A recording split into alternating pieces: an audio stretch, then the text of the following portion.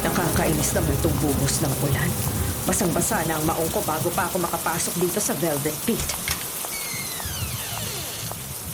Ikaw na ba si Francia? Ako si Roxanne, yung floor manager dito sa lumang club na to. Kanina ka pa inihintay ng mga bata sa dressing room. Pasensya na, Roxanne. Mataas kasi ang baha sa labas. Pero ako nga si Francia. Ako nang hahawak sa mga macho dancer nyo mula ngayong gabi. Nasaan na ba ang mga sasayaw? Doon sa pinakadulo ng mahabang hallway. Pero bago ka pumunta doon, gusto lang kitang paalalahanan ng maayos. Bago ka lang dito, kaya huwag kang masyadong mag-usisa sa mga kakaibang makikita o maririnig mo, okay? Kakaiba? Anong ibig mong sabihin? May nag-aaway ba na customer o may gumagawa ng masama dito? Sanay ako sa ganyang gulo sa lumang club na pinanggalingan ko. Kaya huwag kang mag-alala sa akin. Hindi tao ang sinasabi ko, Francia. Ibang sistema at hangin dito tuwing lumalapit ng 12:00 ng gabi. Naku naman, Roxanne. Gabi pa lang nananakot ka na agad. Trabaho lang ang pinunta ko rito para kumita ng pera. Hindi ako naniniwala sa pamahiin o kababalaghan ng mga matatanda. Bahala ka kung ayaw mong maniwala. Basta kapag may nakita kang 5 dancer na nakalinya sa backstage habang naghahanda, huwag mong bibilangin ng paulit-ulit. 4 lang ang totoong tao sa kanila na humihinga. Biro ba yan, Roxanne? 4 lang ang tao pero 5 dancer ang nakalinya. Ay, nakakatawa ka rin pala. Sige na, pupuntahan ko na mga alaga ko dun sa dressing room para makapagsimula na tayo sa pagsusuri ng gagamiting kasuotan. Seryoso ako, Francia. Ang pang-5 dancer na nakatayo doon, walang anino. Kapag pumasok ka na sa pinto ng dressing room, huwag na huwag kang titingin ng matagal sa malaking salamin sa dulo, ah. Salamin lang yun, Roxanne. Ano naman ang dapat kong ikatakot sa isang salamin? Baka naman masyado lang kayong maraming iniisip dahil madilim mga ilaw dito sa bar ninyo. Walang ilaw sa dressing room na kayang mag-alis ng dilim doon sa sulok na yun.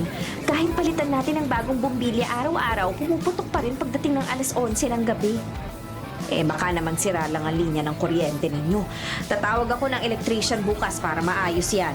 Sa ngayon, tututukan ko muna ang pagsayaw ng mga lalaking yan dahil ayoko ng malamlam na performance sa entablado. Nasa iyo na ang pagpapasya, Francia.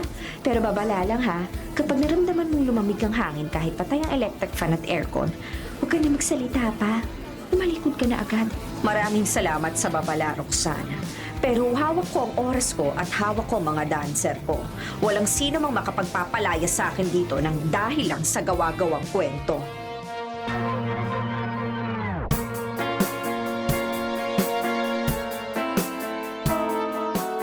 Good evening sa inyong lahat. Ako si Francia, ang bago ninyong handler at manager. Ayoko ng malalambot at papatay-patay kung kumilos tuwing oras na ng trabaho. Ako si Blade. Sanay na kami sa mga handler at manager na tulad mo, Francia. Huwag ka lang masyadong maigpit sa porsyento ng kinikita namin sa mga tip at magkakasundo tayong lahat dito. Francia, panigurado bang 4 lang tayong nasa loob ng dressing room na to ngayon? Bakit pakiramdam ko napakasikip at napakalamig ng paligid kahit sarado naman ang mga pintana? Marco, 3 lang kayong dancer na nakikita ko ngayon dito sa loob. Ikaw, si Blade, at yung isa pa ron sa dulo na nakatayo sa tabi ng salamin habang nag-aayos ng buhok. Sino? Si Alejandro ba yung ibig mong sabihin? Naku naman, Blade. Ano yung sasabihin niyang pangalan na yan dito? Sabi sa atin ni Roxanne kanina, bawal na bawal banggitin ang pangalan na yan habang nasa loob tayo ng kwartong to. Sino ba yung Alejandro na yan at bakit parang naiihi kayo sa takot sa tuwing naririnig ninyo ang pangalan niya? At bakit yung nakatayo dun sa dulo hindi man lang humaharap sa atin habang kinakausap natin? Francia, pakiusap lang ha. Huwag kang tititig ng matagal dyan sa kabilang salamin. Wala talagang tao dyan sa pwestong yan. Mula pa noong 1 linggo. Anong walang tao? Pinagloloko niyo ba ako? Bakit may nakatagilid na lalaki dyan na nakabrief lang at napakaputla ng balat? Hoy kaibigan, magbihis ka na ng maayos. Malapit na kayong isa lang sa entablado. Francia, pakiusap. Tumahimik ka na. Wala nakatayo dyan sa tabi ng salamin. Puro anino lang yan ng lumang cabinet. Huwag niyo nga akong pagmula ng kabaliwan dito. Malinaw ang mga mata ko. Nakikita ko likod niya, matipuno ang katawan. Pero bakit napakaputi ng balat na tila walang dugo? Yan din nagsimula ang dating handler bago siya biglang nawala nung 1 buwan. Kinausap din niya ang nakatayo sa sulok na yon kahit wala namang kaming nakikita. Late naman. Tama ng pananakot sa kanya. Baka kung ano pang mangyari sa atin dito eh. Francia, lumapit ka na lang dito sa tabi namin at huwag mo nang tingnan ang dulo ng silid.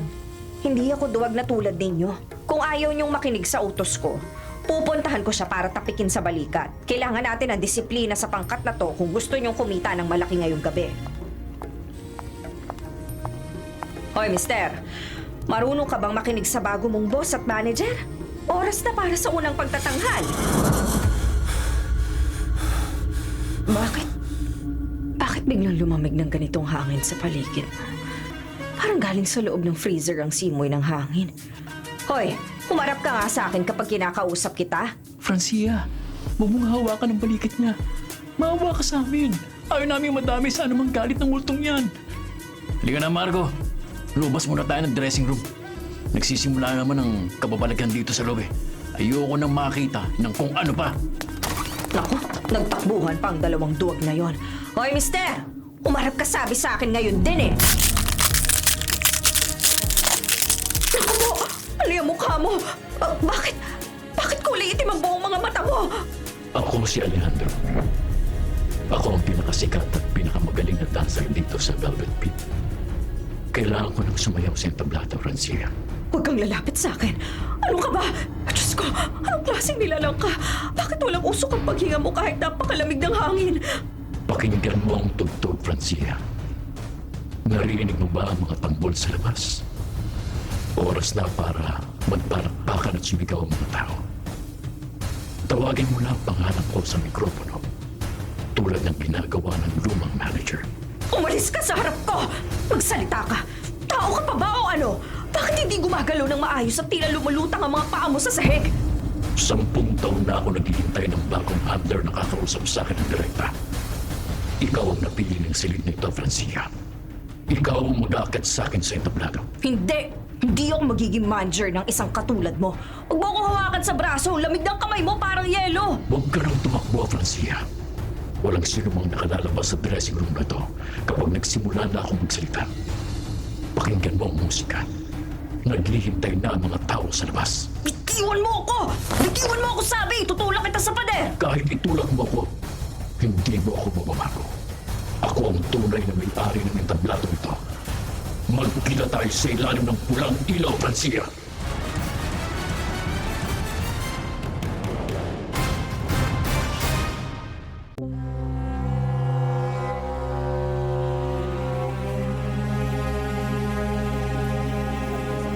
Roxanne! Roxanne! Buksan mo tong pinto sa counter! Pakiusap! Buksan mo agad! Francia, bakit namumutla ka ng ganyan at basang-basa ka ng malamig na pawis? Sinasabi ko na sa'yo kanina pa eh. Kita mo siya, no? May lalaking nabubulok dun sa dressing room. Ang itim ng buong mata niya at nagmamasid lang habang umiikot ang leeg. Anong klaseng barba to, Roxanne? Bakit may ganyang nilalang sa loob? Sabi ko na sa'yo, si Alejandro yon. 10 taon na siyang patay pero hindi pa rin lumalabas ang kaluluwa niya rito sa loob ng Velvet Pit. Ayaw niyang iwanan ng entablado. Sabi ko sa'yo, Francia, huwag mong kakausapin eh. Kapag kinausap mo si Alejandro, ibig sabihin tinatanggap mo siyang alaga at dancer mo. Ginawa mo talagang lapitan. Yari ka na ngayon, Francia. Kapag pumasok na si Alejandro sa isip ng bagong handler, pipilitin kanyang patugtugin ang paborito niyang kanta tuwing darating ang eksaktong alas 12 ng hating gabi. Hindi ako naniniwala na wala tayong magagawa. Ipapapulis ko tong bar na to bukas na bukas din. Bakit nagpapapasok kayo ng patay na tao para magtrabaho dito? Walang makakatulong sa'yo na kahit sinong pulis o otoridad, Francia. Dito siya mismo namatay sa gitna ng entablado dahil sinaksak siya ng isang silosang customer 10 taon nang nakakalipas. At hanggang ngayon, nararamdaman pa rin niya na kailangan niyang sumayaw gabi-gabi. Kung patay na siya, bakit nahawakan niyang braso ko? Ramdam na ramdam ko ang lamig ng kamay niya na tila tumatagos hanggang sa mga buto ko. Lumalakas ang kapangyarihan niya kapag may tao nagpapakita ng takot o kaya ay nakikipag-usap sa kanya ng direkta. Ginawa mong dalawang yon, Francia. Roxanne, ano nang gagawin natin ngayon? Baka madamay kami dalawa ni Blade sa galit ni Alejandro. Ayoko bang mamatay dito sa lumang club na to, no? Tumahimik kayong lahat at mag-isip tayo ng maayos. Francia, kailangan mong manatili sa tabi ko at wag na wag kang hahawak ng kahit anong mikropono o kagamitan sa sound system. Hindi ako matatakot sa kanya. Kung gusto niyang sumayaw, sumayaw siya ng mag-isa niya. Pero hindi ko babanggitin ang pangalan niya sa harap ng mga tao.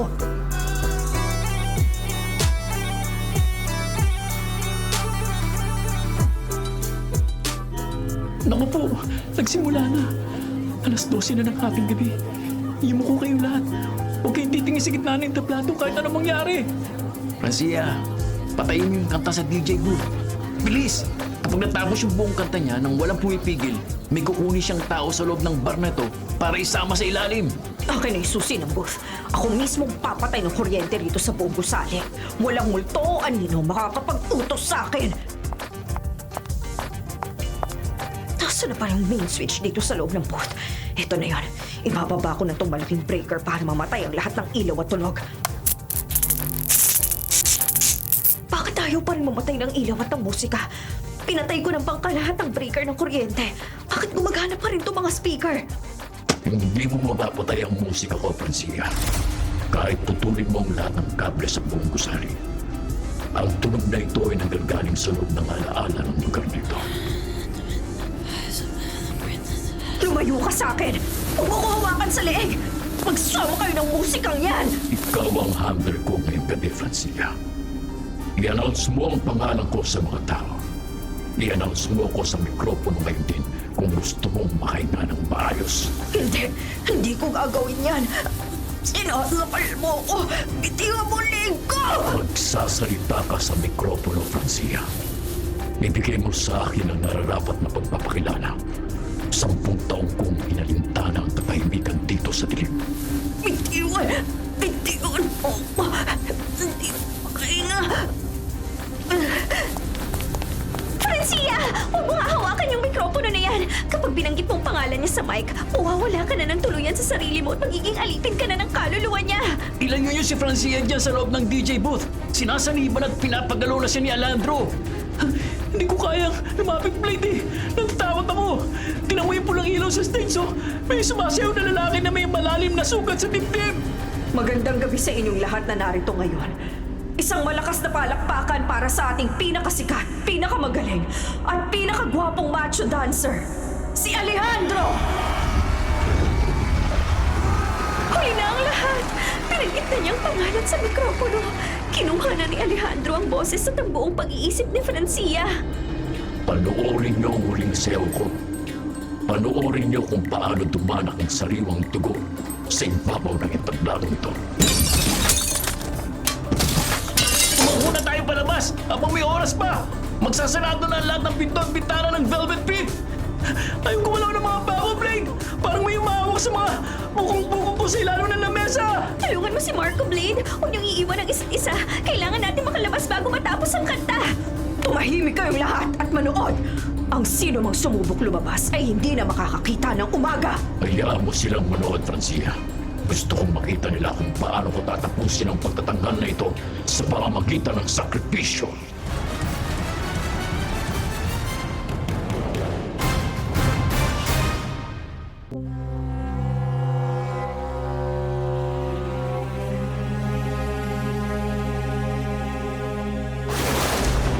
Ayaw talaga bumukas ng pinto.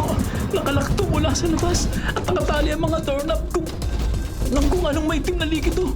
Blade, tulungan mo ako rito sa kabilang pinto. Walang gagamit ng pangunahing pinto. Nakakabit na ang sumpa sa buong gusali ito. Roxanne, paano natin lalabas si Francia mula doon sa DJ booth? Wala na sa sarili si Francia. Tingnan niyo siya sa taas ng booth. Nakatutok lang ang mga mata niya sa stage habang nakangiti ng napakalapad at walang kukurap-kurap. Tumingin ako sa gitna ng stage. Diyos ko, Lord. Si Alejandro, nakalutang siya sa gitna ng tablado habang nakatitig ng diretso sa ating tatlo.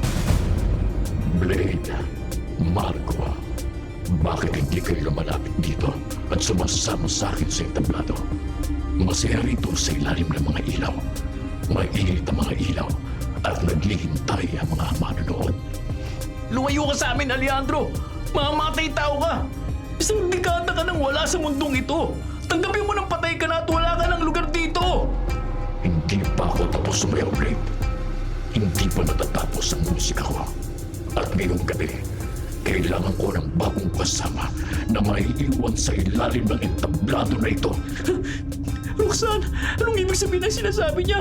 Anong nasa ilalim ng entablado? Doon itinago ng lumang may-ari ang mga gamit ni Alejandro nung namatay siya. Doon nakabaon ang damit niyang may tuyong dugo. At doon din titira ang bagong handler kasama ang sinumang dancer na tatangging sumunod sa akin. Francia, bumaba ka dyan at dalhin mo ang gamit sa akin. Susunod ako sa'yo, Alejandro. Ako ang manager mo. Ako ang mag-aalaga sa'yo hanggang sa magpakailanman. Francia, gumising ka! Pinapagalaw ka lang naman sa mga espiritu na yan! Huwag kang mababa dyan! Francia, ikaw ba yan? Bakit ganyan ang lakad mo? Bakit malungkot ang mga binti at braso mo habang bumababa ka? Masaya pa lang maging handler ng isang sikat na dancer, Roxanne. Naririnig ko ang sigawan at palakpakan ng libu-libong tao sa paligid. Gusto nilang makakita ng tunay na dugo ngayong gabi. Francia, pakiusap magdasal ka at gumising ka. Hindi ikaw yan. Pinapaikot lang ng demonyong yan ang utak mo para makapanakit ka ng tao. Tumahimik ka, Marco! Ikaw ang susunod na sasayaw kasama ni Alejandro sa gitna ng ilaw. Abutan mo siya ng kutsilyo para masimulan na ang huling bahagi. Sandali ang lumang kutsilyo niya, Francia. Itapon mo yan sa malayo. Huwag mong hawakan yan. Gamitin mo yung kutsilyo, Francia. Ipakita mo sa kanila kung paano ako pinatay sa entablado 10 taon na ang nakalilipas. Ipadama mo sa kanila ang sakit ng patalim. Huwag, Francia! Kapag sinaksak mo si Marco o si Blade, magiging katulad ka na rin ni Alejandro. Forever ka na makukulong at hindi na makakalabas sa bar na to. Kailangan nang matapos ang palabas. Kailangang dumanak ang sariwang dugo para makauwi na tayong lahat sa ating mga tahanan. Lumayo ka sa akin, Francia! Huwag ka lalapit sa akin! Hawak niyang kutsilyo! Blade, harangan mo siya! Francia! Bitiw mo yung patalim na yan kung narinig mo pa ang boses ko! Rico! Ang sakit! Sinasakit niya ako sa balikat, Blade! Tulungan mo ako pakiusap! Dugo! Maraming dugo! Francia! Bitiw mo yung kutsilyo! Hawakan mo ang 2 kamay niya, Roxanne! Bilisan mo! Hinihipitan ko ng hawak sa braso niya. Bitawan mo patalim, Francia! Gumising ka na sa panaginip na yan! Nasaan ako? Bakit may dugo mga kamay ko? Marco, bakit ka umiiyak at nakahawak sa balikat ko? Nagising ka rin sa wakas. Pinagtangka mo kami patayin dahil sa pagkontrol sa iyo ng Alejandro na yan. Hindi pa tapos ang palabas. Walang sino mang lalabas ng buhay wala sa loob ng Velvet Pit. Akin ang gabing ito. Pasagin yung salamin sa malaking bintana sa gilid. Bilis! Bago tayo tuluyang patayin ang galit na kaluluwa niya. Ito ang mabigat na upuan. Papatayin at wawasakin ko tong bintana ngayon din. Tara na sa labas! Lumabas na kayong lahat habang nakabukas ang lagusan. Bilisan niyo! Mauna ka na, Francia. Blade, tulungan mo akong tumalon. Hindi ko maitaas ang braso ko eh. Ayoko na bumalik dito kailanman. Ayoko na sa bar na to. Patawarin niyo ako sa nagawa ko.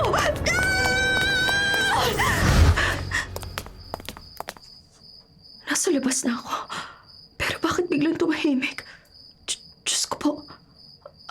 Anong nangyari sa Velvet Pit? Bakit nawala mga ilaw? Bakit nagmukhang abandonadong gusali ang gay bar na yan? Nagkukuluhan ako! Balot! Balot! Ay, ate! Ano nangyari sa inyo? Anong galing ba kayo dyan sa abandonadong gusali? Alam mo ba tong lugar na to? Kanina mailaw at malakas ang tugtog. Bakit biglang naging ganyan? Ay, matagal lang abandonado yung Velvet Pit na yan. Sigurado 5 years ago na. Ano? Pero paano? Roxanne! Blade! Marco, nasa na kayo? Ay, naku, kahit sumigaw pa kayo dyan, walang tao dyan. Ano bang nangyari sa lugar na to? Ay, kilalang gay bar sa lugar na tong Velvet Pit. Pero natapos ang kasikatan ng bar nang may isang macho dancer ng amok sa loob. Ay, marami siyang pinatay dyan eh. Balita ko 2 macho dancers ang napuruan niya. Ay, tanda ko pa Blade at Marco yung pangalan ng mga biktima tapos yung floor manager patay din. Pero may nakaligtas din naman. Tapos yung macho dancer na nag-amok, nag-suicide sa loob na pagkatapos niyang gawin ang krimen. Tapos nun, nagsara na nung tuluyan ng Velvet Pit na yan. Natatandaan niyo pa po ba yung pangalan ng macho dancer na nag-amok sa loob? Ang tanda ko Alejandro yung pangalan eh. Gwapo yun, matangkad, magandang katawan. Pero palaging napapaaway sa loob eh. Ganun ba? Oo. Bakit nga pala kayo pumasok sa loob niya? May tumawag kasi sa akin ni Roxanne ng pangalan. Oh, Inalok niya ako ng trabaho. Maging handler ng mga talents ng Velvet Pit. Uy, huwag na kayong bumalik dito kung pwede. Kung pwede ka, dumamo na kayo sa simbahan bago kayo umuwi ng bahay ninyo eh. Bukas pa ang simbahan ng San Bartolome. Ay, sige ho. Salamat ho. Aalis na ho ako. Balot! Diyos ko. Ano ba itong naranasan ko ngayong gabi? Gulong-gulong isipan ko. Sana makalimutan ko ng pangungot na to.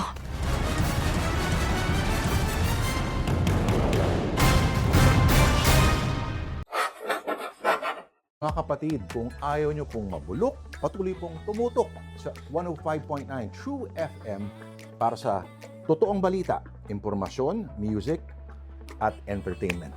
Mag-subscribe po sa aming YouTube channel, pati na rin sa podcast namin. Sundan kami sa Facebook, sa Instagram, X, at TikTok sa @TrueNetworkPH. Bisitahin ang aming website, bagong-bago, sariwang-sariwa, truefm.ph. Kami ang 105.9 True FM, laging true sa'yo, kapatid.